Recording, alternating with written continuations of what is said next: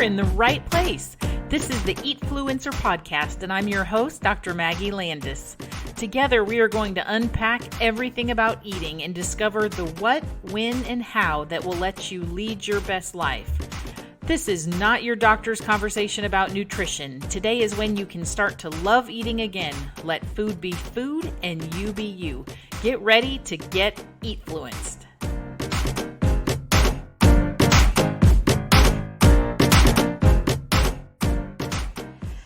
Welcome back to the Eatfluencer Podcast. I'm so glad you're here. I'm Maggie Landis, your host, and today we are on episode number 50. That's so exciting. 50 seems like a landmark number. We're creeping very close to the 1 year anniversary of the podcast. But today's episode 50 is food addiction a thing or not?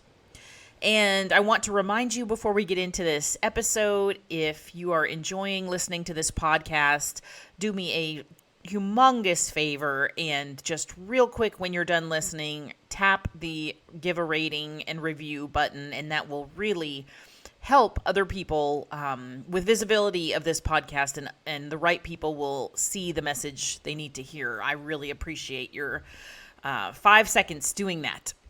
But let's get into today's episode. So, I don't want you to be worried that we are going to talk about the hardcore neuroscience here. We are not going to be talking about the nucleus accumbens and polymorphic gene expression and all this sort of stuff, really granular bench research type conversation. If you want to learn about that aspect of this debate or controversy, you are certainly welcome to do so. I've read a lot of those articles and they're complicated and not exactly just leisure reading. So what I'm going to do here on this episode is deliver you this high-level conversation about food addiction, the idea of whether or not people can be addicted to food, the way that they're addicted to substances. This is a conversation that the media is having. This is a conversation you and your friends are having. Perhaps even, God forbid, your doctor has brought this up. But, I need you to know some of these talking points. And there's a lot of nuance and a lot of detail. Of course, we're not getting into like a comprehensive scientific discussion here, but you need to know a basic idea of the facts, because what you have heard in media, no surprise, is probably a biased perspective, because there's a lot that plays into what shows up in front of consumers. So that being said, it's hard to absolutely say yes or absolutely say no, whether humans can be addicted to food. I mean, if you're defining addiction in this very loosey-goosey way that we need it to survive and something bad will happen if we don't get it, then I guess we're addicted to water and oxygen and food. And, that's obviously a preposterous sort of way to look at it. So what the debate is in the profession is whether or not there is a clinical food addiction model that is similar in parallel to a substance abuse model. There is a body of scientists who are very fixated on aligning those two things and proving, or at least convincing everybody, that there is a neurologic, genetic, physiologic cause as to why people eat more food or certain types of food. And as you can imagine, why this would be important to a group of scientists, because if there's a problem that they identify, then there's going to be a fix that they can offer or the industry can offer. And there is buku tons of money to be made if somebody's able to sort of prove this substance abuse model with food, because now, we can regulate it like the way that we've regulated the tobacco industry once we proved that nicotine is addictive. We have opportunities for, pharmaceutical companies and diet companies to come in with, products and drugs and therapies and stuff to, quote, cure, your food addiction the way that somebody would be cured of a substance abuse problem. So there's a lot of potential dollar signs at the answer to this question. So you need to know that that's the framework that this conversation is sitting in, because it's not as simple as we just want to understand the brain better. It's like we want to understand the brain better so that we can create a product to sell and make a lot of money to fix everybody's brain. So understand that when you're hearing that side of the conversation, there is a lot of bias built in. But let's just start by being absolutely clear. So there is a book or sort of a guideline called DSM-5, which is not important to you how that's created or any details, but essentially it's the Bible of psychiatric mental conditions, clinical conditions. And so there is diagnostic criteria and specific identifying features of every single mental health condition. And that's how psychiatrists and psychologists and mental health providers make these diagnoses that are in the DSM-5. So there is not a DSM-5 standalone category for food addiction right now, today, while you're listening to this podcast. So all of this conversation is still a conversation. It's still a debate. I want you to understand that clearly, that this is a very controversial sort of area. Now, that being said, I don't want to spoil the whole episode, but just in case your commute ends or your, stationary bike ride ends or whatever, and you turn off this podcast, my belief is that there is not a food addiction in the same way that there is substance addiction. I think this is people trying to craft a diagnosis that doesn't really exist in order to make money. That's my take. All right. And you can have your own take after you hear the conversation here, but I just want to get to the punchline. So substance abuse disorders, because that's the deal. There is behavioral addictions, all right, like sort of gambling, like a gambling addiction or a sex addiction or something like that. And compulsive behavior may be a better model to try to move food addiction into. But see, you can already see that there's not, if we make, quote, food addiction into a behavioral thing, there's not going to be as many, fixes. There's not going to be drugs and procedures and services at the same level as there is if we make it a basically disease. So, I think that if food addiction exists in any form, it probably is more likely to align with these behavioral type addictions. But, essentially, is that even different than the eating disorder criteria that we already have for like compulsive eating, overeating, or binge eating disorder or anything like that? I don't even know that it's particularly distinct. So, I just want you to know that the emphasis to pin this, quote, obesity epidemic and our, problem eating, at least in this country, on a neurobiological food addiction is so that there can be rules, there can be regulation, and there can be cures. And we can, quote, cure all the obese people by treating their addiction.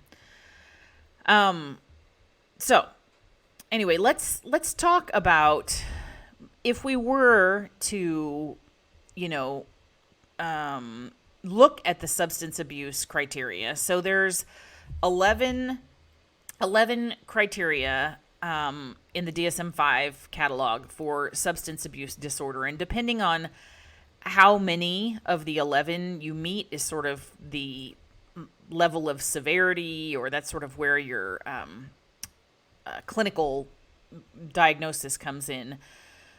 But, you know, I don't want to go through all of these, but the few that the proponents of this food addiction model are quick to point out are that much time is spent using. That's one. So much time is spent using the thing.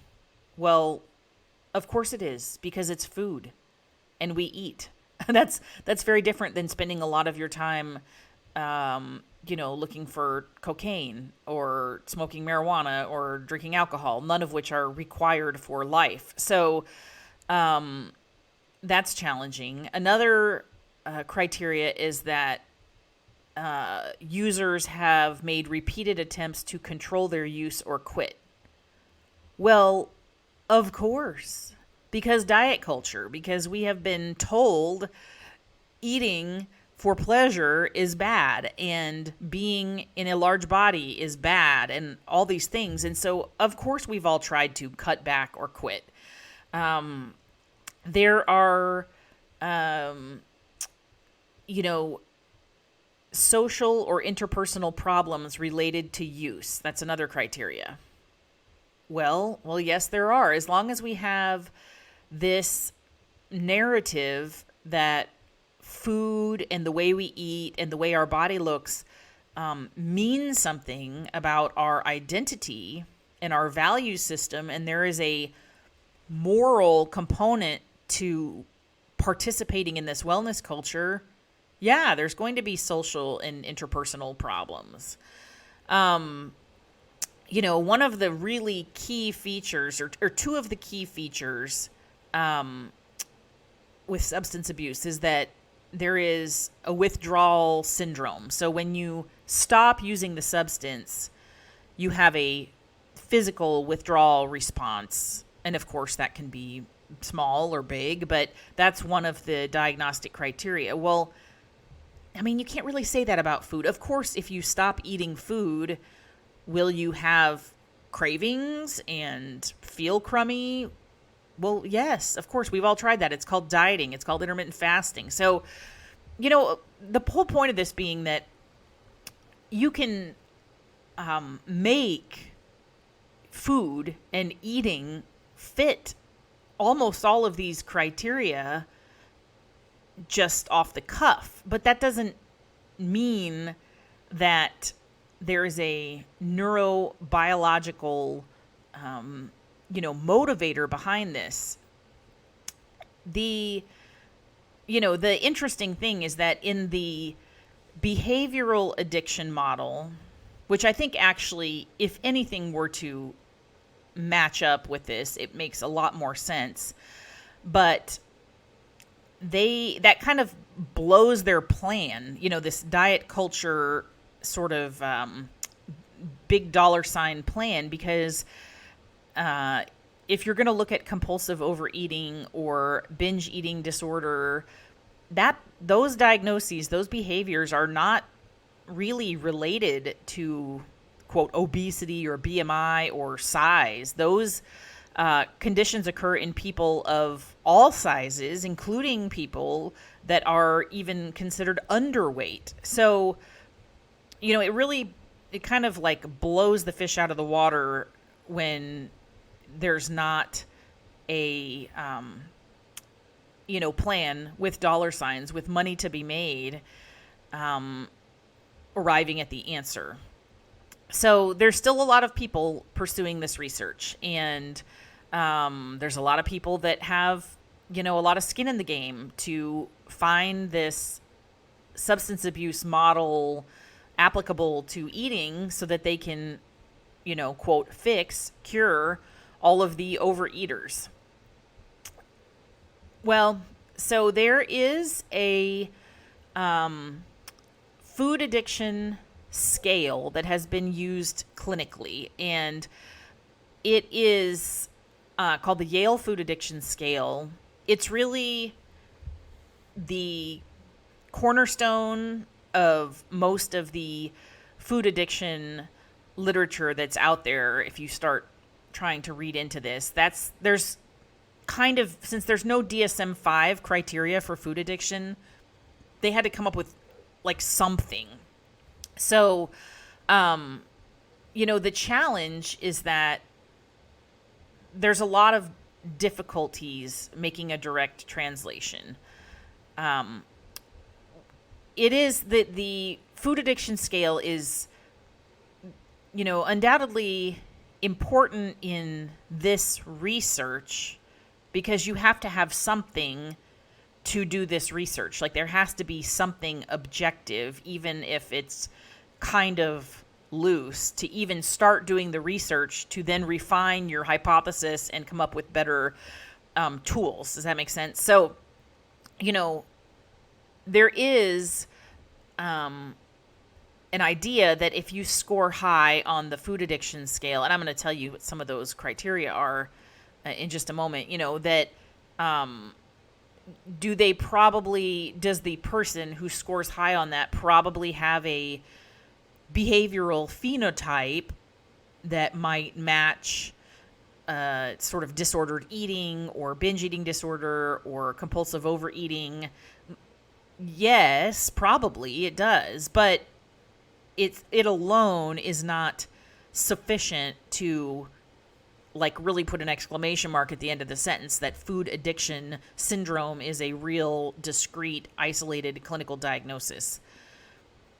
Now, another couple of the problems is that, one of the major pieces of drug addiction or substance addiction is this idea of tolerance, that you need more and more quantity and stronger potency of the substance to have the favorable, sort of response.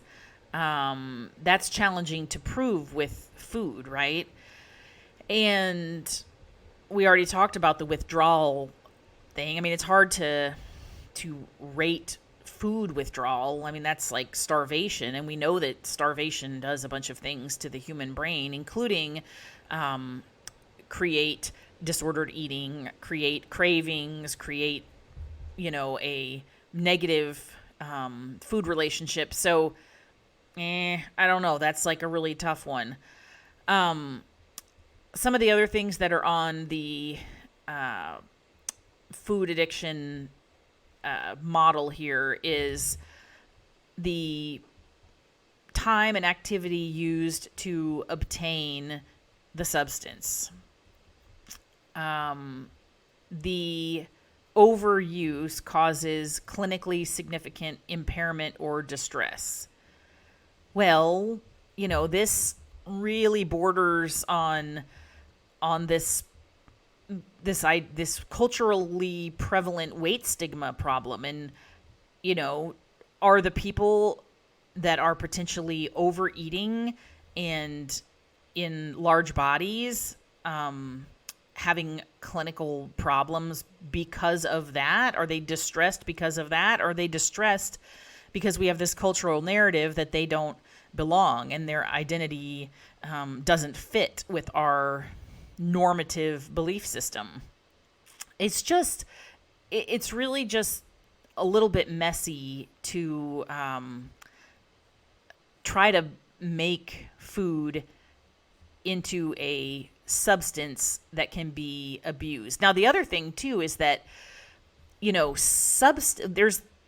substance abuse, they can identify the component that has these properties, right? So there's like specifically nicotine or specifically alcohol or whatever the specific thing is that causes these neurotransmitters to be released, that causes all these consequences of tolerance and withdrawal and all this sort of stuff. Food is like this huge, broad, like open-ended thing. So, and trust me, people are trying to spend a lot of effort figuring out what is it in the food, and every effort to prove this addiction model with specific components of food, because trust me, they've looked at, sugar, they've looked at fat, they've looked at the level of processing, they've looked at the artificial ingredients. They're trying to grab for anything that they can sort of like put a pin in, because then there's something to, go after. There's something to regulate. There's something to, quote, fix. But, just to say that food addiction in a sweeping sense is just, it takes away from really the biochemical and neurobiological description of substances. And it's hard to study food, I'm doing air quotes, like food in general, because as you know, there's so much to it. So let me give you the counter argument for a second so that you can see what is coming up. Okay, you will probably hear about some studies where they put people in like functional MRI machines and, gave them food, had them smell food, had them look at foods, and their brain like lit up just like a crack addict, right? That's what the headline will say. Well, yes, because food and eating releases dopamine in our brains. We know that, and that happens. That's a normal response. That's a very primitive response. That's not only in overweight people. That's not only in people eating processed food. That's not only in women. That is a human brain response. So that is taken way out of context. And the same thing would happen. Like dopamine is the happy hormone in the brain. And probably if you like laid people in the scanner and showed them a bunch of money or whatever makes them happy, pictures of giggling babies or puppy dogs or whatever, it's the same thing. It's just because your pleasure center is activated by something does not mean you're addicted to it.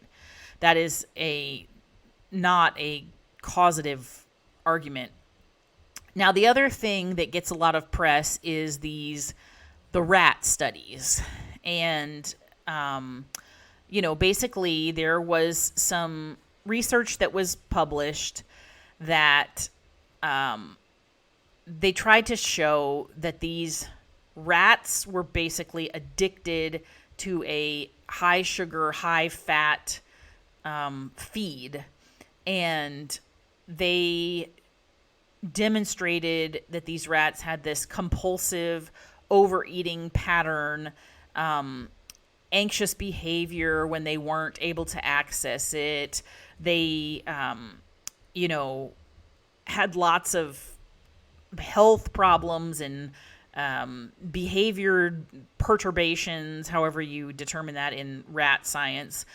But the line that is missed when everybody reads this headline that rats have proven food addiction is that the significant difference in the rats that were addicted and the rats that were not addicted is that the addicted rats only had intermittent access to food.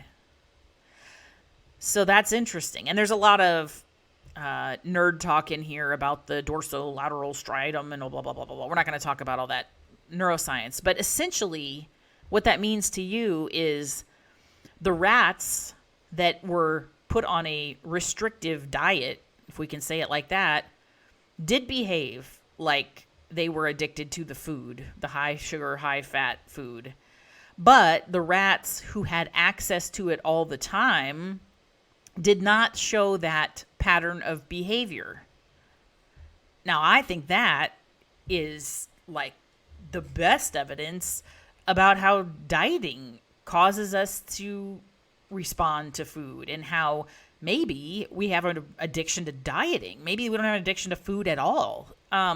So that's really a crucial thing. But to kind of land the plane here, the reason that I believe, after looking at the science I've looked at, that food addiction is not a thing, is that they have yet to find out some specific nutrient, chemical compound, or a very narrow thing that is supposedly hijacking the reward system in the brain and causing this addiction behavior and causing all these issues. An addictive substance in food has not been identified. The other thing is that there's a lot of question as to how this is being applied to people's body size and to their health. And just like all the other nutrition science out there, when you are not able to control for weight stigma and social isolation and discrimination and all these things that people in different size bodies who are in these studies, it's a very big looming compounding variable that we can't control. And I'm not sure that we'll be able to, really tease this out, because there's always an agenda. There's an agenda to fix the fat people and make them thin, even though we know there are thin people with binge eating disorder and anorexia and, compulsive overeating and very disordered, problematic behavior. But the mission of this science is to demonstrate that food addiction is the underpinning of obesity and the, quote, obesity epidemic. And I think that is a really dangerous and biased hypothesis to start with. So that's a concern I have. The other thing is that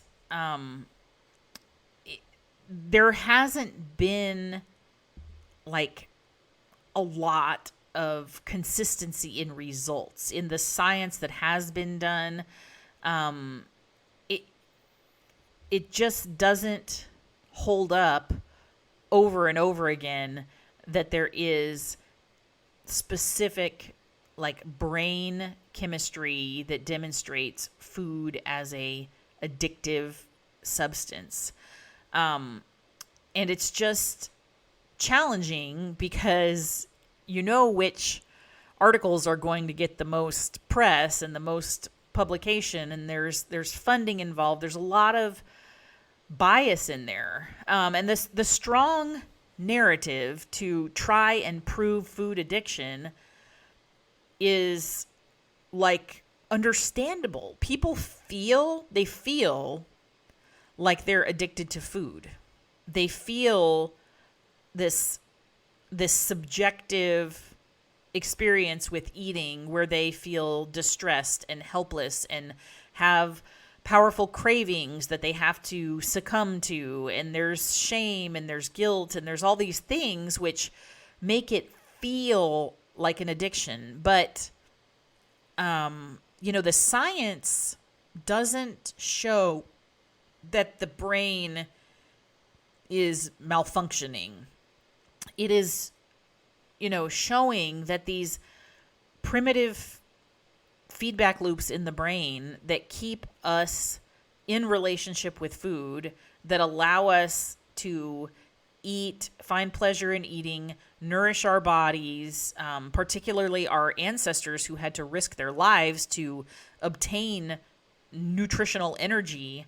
There's a lot of reasons why rewards and pleasure and things are involved in eating, in the physiology of eating. So, all that to say, I'd like to just suggest that distilling down our relationship to food as a DSM-5 criteria list and an addiction to some chemical component in the food is making it way too simplistic.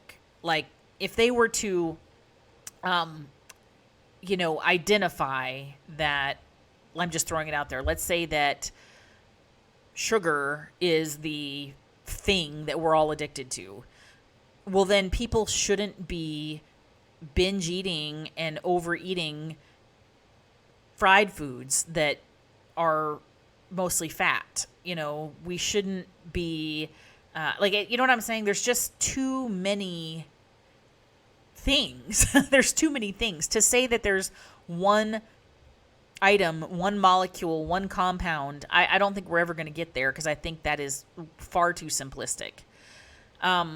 Food is emotional. It's supposed to be. It is an expression of our culture and identity. It's like a currency in relationships. If food was truly just a conversation about chemical compounds, some smart scientist would have invented some little nutrition pellet that we would all swallow in the morning to get our proper distribution of food energy, and we would just go about our day and we wouldn't even be talking about this. I'd be out of a job. We wouldn't have a podcast. So it's really complex.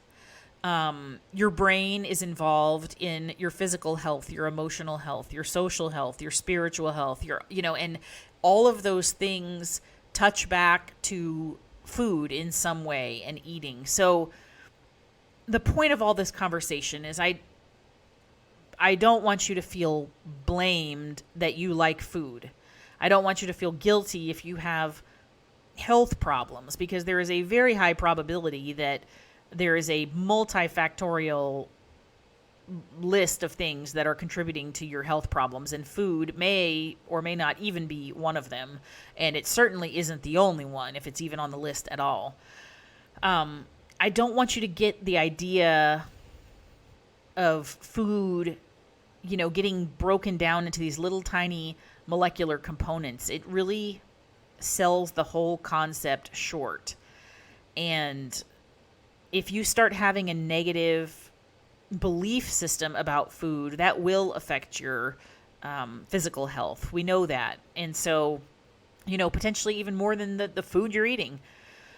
So in summary, I say that a lot, in summary, but now in summary of the summary, in my opinion, the food addiction conversation needs a whole lot more research before you accept that to be true. I believe that right now it is kind of become a blame game for obese people in this obesity epidemic, and it is a very ripe pawn for the diet and pharmaceutical industry to make a heck of a lot of new products and things that will make them tons and tons of money. So don't fall for the headline news. Don't ever fall for the headline news. There's always more to the story. And, I continue to look at the science. And if science proves something that is really a high quality evidence, then I'll reconsider. But what I've read right now, what I know right now, talking to experts, I don't believe that you are addicted to food. I don't believe that I am addicted to food. I don't really believe any human is addicted to food the way that a substance abuser is addicted to a substance. So that's the summary for today. All right. I'd love to hear if you have any questions. And just a quick reminder to rate and review this podcast so the Eatfluencer podcast can get in the ears of many more people.